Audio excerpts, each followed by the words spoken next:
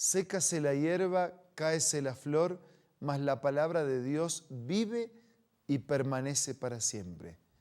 En esta expectativa, en esta seguridad y en esta esperanza, nos acercamos diariamente todos los días a las Sagradas Escrituras para tener un encuentro personal con el Señor y con su palabra. Reavivados por su palabra es nuestra oportunidad diaria de tener este encuentro especial.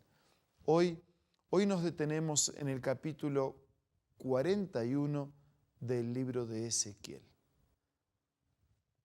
Padre nuestro que estás en los cielos, que tu Espíritu nos guíe al meditar en tu palabra.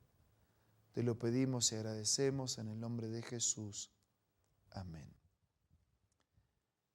En el capítulo 41 del libro de Ezequiel nos encontramos con una continuidad que ya viene de los capítulos anteriores, a través de los cuales se produce la restauración del templo, la restauración de la ciudad. Y en este capítulo el ángel lo lleva a Ezequiel al templo.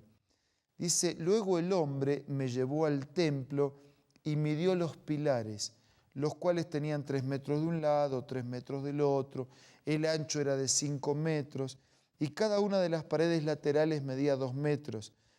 Y usted dice, bueno, pero ¿y qué me sirve a mí saber los metros? Lo cual habla del orden, de la simetría, y habla de planos con los cuales el templo fue construido. Dios siempre tiene planos para hacer sus trabajos. Y Dios siempre tiene planes para que nuestra vida se desarrolle, alcanzando planes, siguiendo planos. En el versículo 3 dice que después entró en el recinto interior, en la nave misma, midió los pilares de la entrada, los cuales eran de 1 metro cada uno.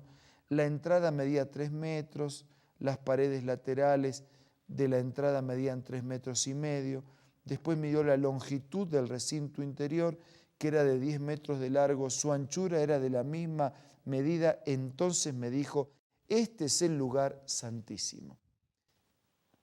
Y Dios, que construye un templo, un santuario, que hace construir un santuario, que envía visiones mostrando cómo tenía que ser ese templo, para que Él pueda morar, para que Él pueda vivir.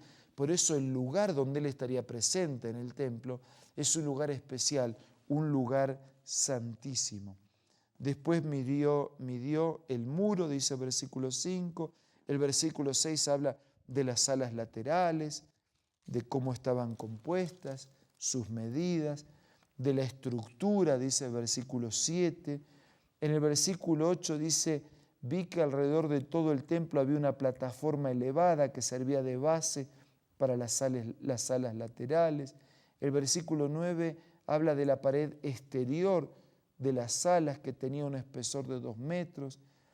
Y así va siendo el detalle. Versículo 11, las salas laterales se comunicaban con el espacio libre por medio de 2 entradas. Versículo 12, el edificio que por el lado oeste quedaba frente al patio medía 35 metros de ancho, con un muro de 2 metros y medio de ancho por 45 metros de largo, ¿no? La protección, la seguridad. Versículo 13, el hombre midió el templo, el cual tenía un total de 50 metros de largo. El patio con el edificio adyacente y el muro medían 50 metros de largo, el ancho de la fachada, etc. La nave interior, cada sala, cada lugar, cada espacio, las medidas. Versículo 22. Un altar de madera, el cual medía 1,5 metros de alto por 1 de largo y 1 de ancho. Sus esquinas, la base y sus costados eran de madera. Y el hombre me dijo, esta es la mesa que está delante del Señor. Versículo 23. Tanto el templo como el lugar santísimo tenían puertas dobles. Cada puerta tenía 2 hojas giratorias para cada puerta. Sobre la puerta del templo había grabados de querubines y palmeras, como los que había en las paredes. En la fachada del vestíbulo, por la parte exterior, había un alero de madera. Sobre ambos lados del vestíbulo había ventanas con rejas, con grabados de palmera. Las salas laterales también tenían aleros. Ustedes ven cuántos detalles, tanto que usted dice, pero ¿a mí qué me sirve saber de tantos detalles? Sirve. Y les voy a decir por qué. En primer lugar, ya lo mencioné, porque ese templo iba a ser construido según planos. En segundo lugar, porque toda la organización del templo era funcional a los cultos que allí se ofrecían, donde Dios era el centro y donde Dios era el frente y donde todos tenían acceso para ofrecer sus sacrificios buscando perdón. Por eso los detalles eran importantes. Primero, porque el templo se construiría siguiendo planes. Segundo, porque esos planos del templo eran funcionales, estaban hechos en función de un culto de adoración que tiene a Dios como centro y no al hombre. Eran cultos teocéntricos, Dios en el centro, y no antropocéntrico, el hombre en el centro. El tercer detalle, o la tercera lección que extraemos de estos detalles, es que todo el ritual del templo estaba en función de la salvación. Las salas, las fuentes, los atrios, los altares, el acceso abierto, el lugar santísimo, todo estaba en función de la salvación. Todo estaba para recordar que Jesús es el pan de vida, que Jesús es la luz del mundo, que solo en Él encontramos limpieza de nuestros pecados. Todo estaba para recordar que el costo del pecado era el derramamiento de sangre inocente y que un día el Cordero de Dios ocuparía el lugar de ese Cordero, terminando con los sacrificios, porque el Señor fue ofrecido una sola vez y para siempre. Todo estaba diseñado para establecer que hay un lugar íntimo en la presencia santa de Dios y que su palabra es tan santa como su presencia y su ley es inviolable e inmutable. Sí, aunque nos parezcan monótonos estos detalles, todos los detalles nos hablan de un templo hecho con pulcritud, siguiendo planos y en función de la salvación. Es que todo lo que Dios hace, lo hace con destino de salvación. Por eso Jesús dijo, nadie puede venir a mí, nadie puede ir al Padre si no es por mí. Nadie puede ir al Padre si no es por mí. No podemos tener acceso a ese lugar santísimo si no es por Cristo, que a través de su sacrificio y a través de los rituales que lo prefiguraban, nos va abriendo el lugar para llegar un día a la misma presencia definitiva con Dios.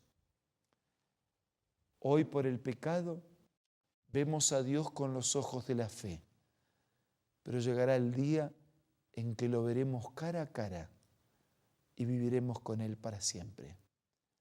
Hoy, con los ojos de la fe, podemos depender y vivir como Dios manda. Y muy pronto, cuando regrese, entraremos en su santísima y definitiva presencia para compartir con Él la hermosura de la eternidad.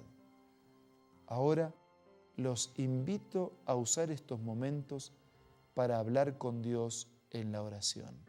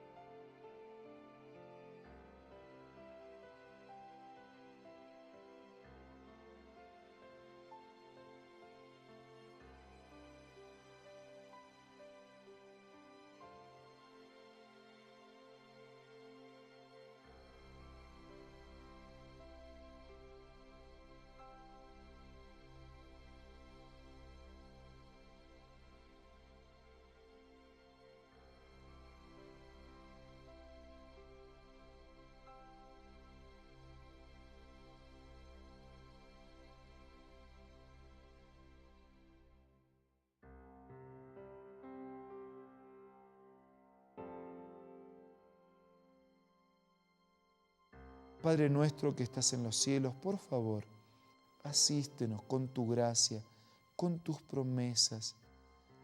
Te damos gracias porque Jesús es ese servicio religioso, es ese ritual, es ese templo por el cual podemos y debemos pasar para tener el acceso directo a tu gracia y un día compartir contigo una vida para siempre en la eternidad.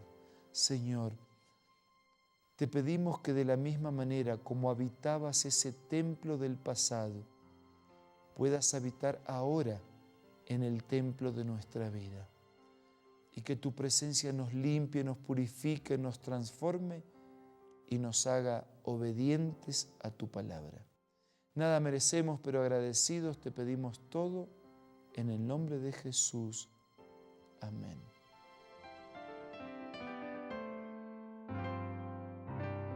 La Biblia, la palabra de Dios, es una carta donde nuestro Creador expresa su amor hacia la humanidad. Es una recopilación de textos que en un principio eran documentos separados, escritos por varias personas, todas ellas inspiradas por Dios. Primero en hebreo, arameo y griego durante un periodo muy dilatado y después reunidos para formar la Biblia cristiana. Está dividida en dos grandes secciones, el Antiguo Testamento con 39 libros y el Nuevo Testamento con 27. En la Biblia se desarrolla la historia de la salvación de Dios al hombre. En toda ella hay una línea conectora que une todo, Jesucristo. Es el personaje principal de la Biblia y el cual trae la revelación definitiva de Dios. Es considerada también el manual de nuestro fabricante. Es vital tener este ejemplar en casa y descubrir su valioso mensaje. Busca también en tu App Store o Play Store y encontrarás varias opciones. No olvides descargar también el aplicativo Reavivados por su palabra y sigue la secuencia de su lectura. La Biblia es la palabra de Dios. Amigos, muchas gracias por acompañarnos. Siempre es un gusto saber que estamos juntos aprendiendo de las cosas de Dios. Dios les bendiga y hasta mañana, si Dios quiere.